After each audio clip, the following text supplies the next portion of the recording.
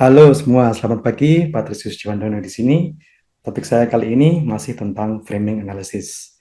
Framing analysis itu berguna ketika kita ingin menentukan bagaimana seorang reporter atau seorang penulis membingkai tulisannya, membingkai beritanya, sedemikian sehingga kita mempunyai cara pandang tertentu terhadap isu yang sedang dilontarkan.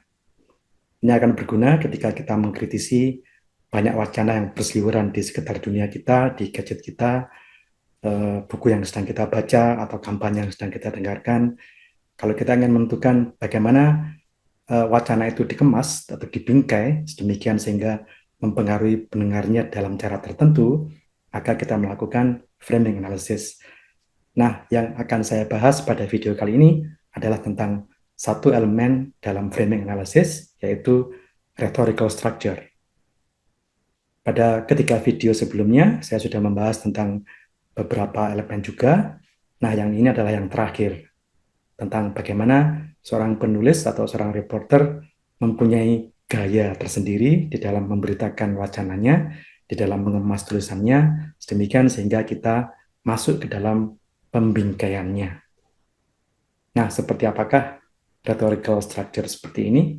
Mari kita simak video saya. Nah, inilah lakon kita kali ini, rhetorical structure dalam framing analysis. Nah, bagi Anda yang mungkin baru menyimak video saya pertama kali, belum sempat menikmati ketiga video saya sebelumnya, saya jelaskan sedikit tentang frame. Frame itu adalah bingkai dalam bahasa Indonesia. Kalau kita melihat beberapa gambar seperti yang ada di slide saya ini, ada yang dibingkai dengan hitam, ada yang dibingkai bergaya antik, ada yang dibingkai dengan gaya modern dan sebagainya. Masing-masing bingkai itu akan menentukan nuansa atau suasana yang kita bisa rasakan di setiap lukisannya. Jadi suasana yang terekam di sana atau terpantul dari sana itu sedikit banyak ditentukan oleh bingkainya. Demikian juga di dalam dunia wacana, di dalam dunia teks, seorang penulis bisa membingkai tulisannya sedemikian sehingga kita bisa punya sudut pandang tertentu atau dipaksa untuk mempunyai sudut pandang tertentu, mempunyai persepsi tertentu terhadap tulisannya atau terhadap topik yang ditulisnya. Analogi yang kedua adalah tentang jendela. Jadi kalau yang sebelah kiri itu jendelanya berbahan seperti itu sehingga kalau kita melihat keluar maka pandangan kita tidak jelas, kabur ya. Kenapa ya? Karena materi jendelanya seperti itu. Tapi kalau kita masuk melihat dari yang sebelah kanan, jendela sebelah kanan, maka pemandangannya akan terlihat lebih jelas, lebih cerah. Kenapa? Ya karena materi jendelanya, kacanya itu bisa memungkinkan kita untuk melihat lebih jelas. Nah, seperti itulah kira-kira analogi terhadap framing ini atau pembingkaian. Hal yang sama juga bisa diterapkan ke dalam dunia tulis-menulis, ke dalam dunia wacana. Oke. Nah, framing itu apa sih framing itu? Kalau kita definisikan, seorang ahli berpuluh-puluh tahun yang lalu ya, namanya Kaufman, mendefinisikan framing sebagai kecenderungan manusia untuk mengenali, memandang, dan melabeli realita yang dilihatnya. Kita melihat mobil Mercedes, wah mewah, wah kaya, ya. Kita melihat perkampungan kumuh, waduh miskin, waduh kesenjangan sosial yang besar dan sebagainya. Ya, jadi kita punya kecenderungan untuk melabeli apapun yang kita lihat, dan itu sedikit banyak ditentukan oleh bingkai yang kita pakai. Oke, nah ahli lain juga memberikan satu definisi yang lebih gamblang.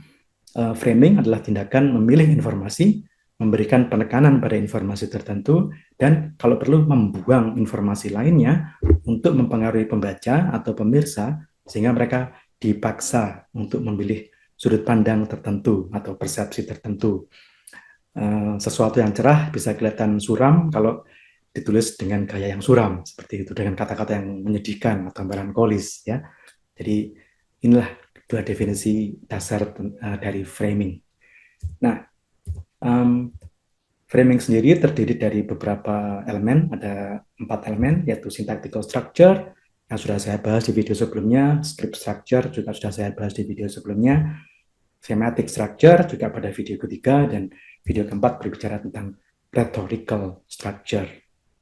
Oke. Nah, rhetorical structure itu bisa kita umpamakan seperti gaya, ya, gaya uh, berpose seseorang. Kita lihat di sini ada seorang cewek yang mempunyai berbagai macam gaya ketika dia di foto. Ada yang seperti ini, yang tangannya di wajah, satu tangannya lagi di pinggang, ada yang satu kaki diangkat, dan sebagainya, ya, punya gaya bermacam-macam. Jadi seperti itu juga seorang penulis bisa mengemukakan idenya, menuangkan laporannya dengan berbagai macam gaya. Dan gaya itu disebutnya rhetorical structure. Dengan gaya itu, seorang penulis bisa membingkai tulisannya sedemikian sehingga dia bisa menyetir atau menentukan, ya, mendikte persepsi dari pembacanya. Oke, itulah rhetorical structure, ya. Jadi akan lebih mudah kalau saya terangkan dengan analogi seperti ini. Nah, rhetorical structure itu mempunyai beberapa manifestasi atau perwujudan. Yang pertama adalah metafor. Metafor itu adalah menggambarkan sesuatu seolah-olah sesuatu itu adalah sesuatu yang lain. Menggambarkan benda A seolah-olah benda A itu adalah punya perilaku yang sama dengan benda B. Seperti itulah kira-kira metafor, ya. Nah, metafor itu merupakan salah satu saja. Yang kedua adalah exemplars atau contoh, ya. Yang ketiga adalah catchphrases. Catchphrases ini adalah ungkapan-ungkapan yang populer pada satu kurun waktu tertentu. Kalau dulu zaman saya masih kecil tahun 70-an, ungkapan yang sering dilontarkan oleh orang-orang di sekitar saya adalah wah maut, wah pertunjukannya maut, wah smashnya maut, ya itu yang artinya sekarang kalau zaman sekarang wah dahsyat gitu, ya. Itu adalah ungkapan yang sering dilontarkan oleh orang dan menjadi populer karena semakin sering dilontarkan oleh banyak orang pada berbagai kesempatan. Itu namanya catchphrases, ya. Kemudian yang berikutnya adalah visual images. Seorang penulis bisa menaruh satu foto atau satu visualisasi tertentu, bahkan juga dalam bentuk video, untuk melengkapi gayanya, gaya penulisannya, ya. Kemudian yang terakhir adalah depiction atau penggambaran suatu suasana, ya. Jadi kelima ini adalah manifestasi dari rhetorical structure dalam framing analysis.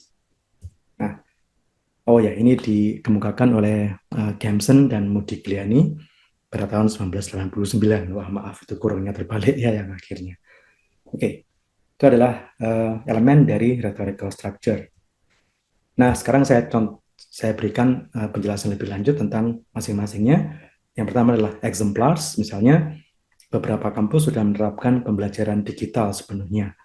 Universitas Y, misalnya, nah di sini misalnya ini saya beri penekanan karena ini merupakan contohnya. Jadi Universitas Y di sini merupakan contohnya yang disajikan untuk mendukung bukti bahwa beberapa kampus sudah menerapkan pembelajaran digital sepenuhnya.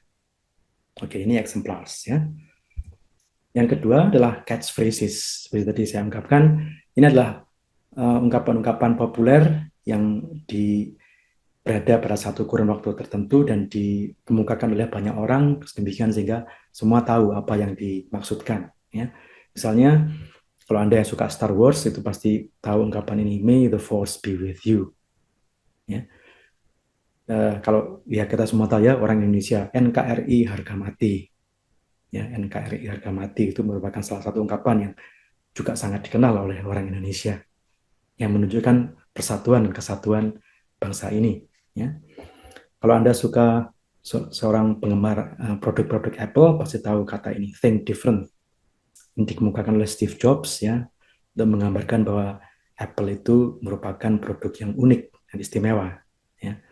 Kemudian kalau Anda kebetulan orang Malang seperti saya pasti tahu, ya, kata ini, Arema salam satu jiwa, ya.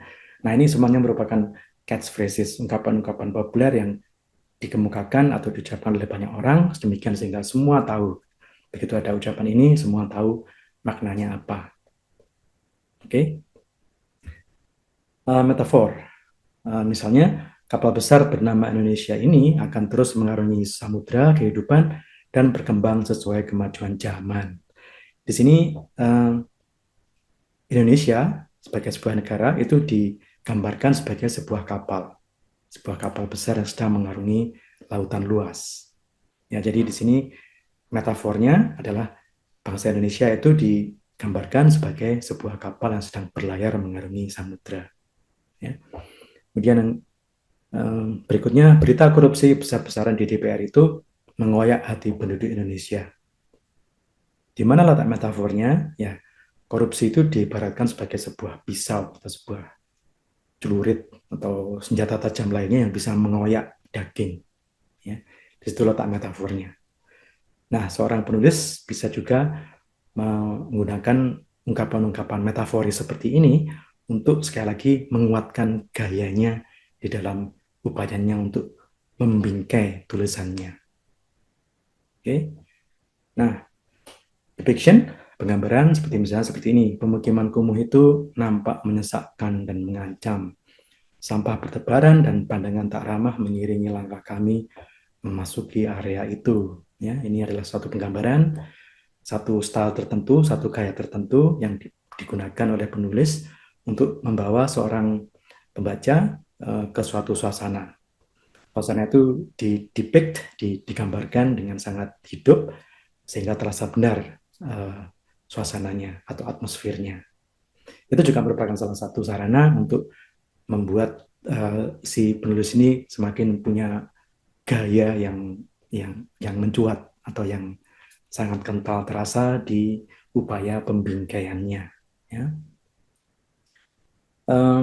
Visual seperti ini, misalnya ada satu berita tentang buruh demonstrasi, kemudian ada visual seperti ini. Ya, tanpa banyak kata kita juga sudah bisa merasakan aura panasnya di situ, aura marah dari para buruh yang mungkin protes kepada perusahaannya, kemudian mengadakan demonstrasi seperti itu, ya melalui visual. Sekali lagi, visual bisa juga digunakan sebagai salah satu gaya untuk membingkai suatu berita atau suatu wacana sehingga mempengaruhi sudut pandang pembacanya. Kalau Anda sebagai pengamat sosial melihat visual seperti ini, ya pasti akan terusik hati Anda. Itu kasihan para buruh ini akan di PHK. Nah, itu Anda sudah mulai tergiring ke satu sudut pandang yang sengaja dibingkai oleh wartawannya atau penulisnya melalui visual seperti ini. Oke, ya. Tujuan rhetorical structure itu adalah untuk membuat berita seolah-olah adalah fakta. Nah, kalau sesuatu itu sudah sebagai suatu fakta, maka akan sulit dibantah, sulit didebat, karena sudah fakta, ya kan, bukan lagi opini. Walaupun sebenarnya hal itu adalah opini sang wartawan atau sang penulis atau sang editor, tapi mereka bisa mengemasnya dengan gaya sedemikian rupa, dengan rhetorical structure sedemikian rupa, sehingga hal yang sebenarnya opini itu bisa kelihatan sebagai fakta. Nah, kalau sudah sebagai fakta, maka akan sulit bagi kita untuk mendebatnya. Loh, itu fakta kok. Anda nggak bisa mendebat fakta. Ya, padahal sebenarnya itu opini. Ya. Nah, ini cerdiknya rhetorical structure, bagaimana alat ini bisa membuat seorang penulis itu merasa atau terlihat seperti seolah-olah mengemukakan fakta, bukan lagi opini. Kalau cuma opini, wah itu opini bisa diserang, bisa dipertanyakan, bisa didebat dan sebagainya. Tapi kalau sudah fakta, itu relatif sulit bagi orang lain untuk mendebatnya karena sudah fakta. Ya, oke. Jadi seperti itulah bagaimana rhetorical structure bisa merupakan salah satu sarana pembingkaian yang kuat. Oke. Ketika Anda melakukan satu framing analysis terhadap wacana, maka itu harus Anda kombinasikan dengan rhetorical structure ini, harus Anda kombinasikan dengan script structure, thematic structure, dan syntactic structure untuk bisa menentukan framing tertentu. Ya, jadi pesan saya, kalau Anda tertarik pada framing analysis, maka ikutilah keempat video saya itu. Ya. berbicara tentang script structure, thematic structure, syntactic structure, dan rhetorical structure yang diambil dari modelnya atau teorinya Penn dan Kosaki pada tahun 1989, tapi masih relevan sampai sekarang. Ya, jadi itu semuanya harus dikomunikasikan supaya Anda bisa menentukan, oh framing dari sang wartawan ini atau sang koran ini adalah seperti ini. Ya. Oke, saya akan memberikan satu contoh artikel. Kita akan melihat artikel itu bersama-sama dan kita akan melihat bagaimana rhetorical structure itu diwujudkan dalam sebuah berita. Ya, ini adalah satu artikel yang bisa kita lihat bersama. Kita lihat bagaimana rhetorical structure itu diterapkan di teks sederhana ini. Jadi ini adalah berita tentang Tol Cipali yang disebut paling mematikan di dunia. Ya. Jadi dari judulnya aja kita sudah bisa melihat satu elemen rhetorical structure yaitu metafor. Tol Cipali itu digambarkan sebagai satu makhluk hidup yang bisa mematikan, bisa membunuh orang. Ini adalah penggunaan metafor. Ya, menggunakan gaya bahasa metafor untuk menimbulkan gaya tertentu. Dalam hal ini, tol, sebuah tol yang sejatinya adalah benda mati itu digambarkan sebagai makhluk hidup yang bisa mematikan, bisa membunuh manusia. Oke. Kemudian berikutnya adalah visualisasi. Kita bisa melihat dengan mudah di sini ada satu gambar, ada mobil nyungsep di bawahnya truk, ya. Kemudian besar ini truknya jalan lambat, kemudian mobilnya nggak sempat ngerem atau mungkin langsung ngerem mendadak, truknya ngerem mendadak sehingga mobilnya nyosop ke bawahnya. Nah, dari visualisasi ini semakin kuat kesan kita bahwa tol Cipali itu memang mematikan, ya. Semakin terbingkai, pendapat kita semakin terbingkai, persepsi kita semakin terbingkai oleh visualisasi seperti itu. Jadi ini salah satu gaya juga untuk membuat pembaca makin tergiring ke persepsi tentang tol Cipali. Ya. Kita teruskan. Nah, di sini ada depiction, ada penggambaran. Senior investigator transportasi Ahmad Wildan mengungkap bahwa tol Cipali memiliki kontur yang sangat baik dan ideal. Tol Cipali juga memiliki tingkat pelayanan yang sangat baik. Tanpa disadari, memiliki prediksi baik itu membuat pengendara justru terlena dan memacu kendaraan melebihi batas kecepatan. Jadi ini semacam penggambaran salah satu elemen gaya juga dalam rhetorical structure yang digunakan untuk sekali lagi membingkai persepsi kita. Oke. Masih ada lagi enggak ya? Oh, enggak ada. Ya, jadi seperti itulah kira-kira bagaimana rhetorical structure itu dilakukan atau diterapkan di dalam penulisan satu berita. Memang tidak lengkap, tidak semuanya berada di situ, tapi ya saya kira sudah cukup ya, ada metafor, ada visual, ada depiction. Nah, Anda juga bisa melakukan hal yang sama terhadap wacana berita atau wacana kampanye misalnya, tidak hanya terbatas pada media teks, tapi juga bisa juga pada media video atau media podcast misalnya. Kalau Anda jeli, Anda bisa melakukan framing analysis dengan menggunakan rhetorical structure. Kiranya tips ini bermanfaat. Sampai jumpa di episode mendatang.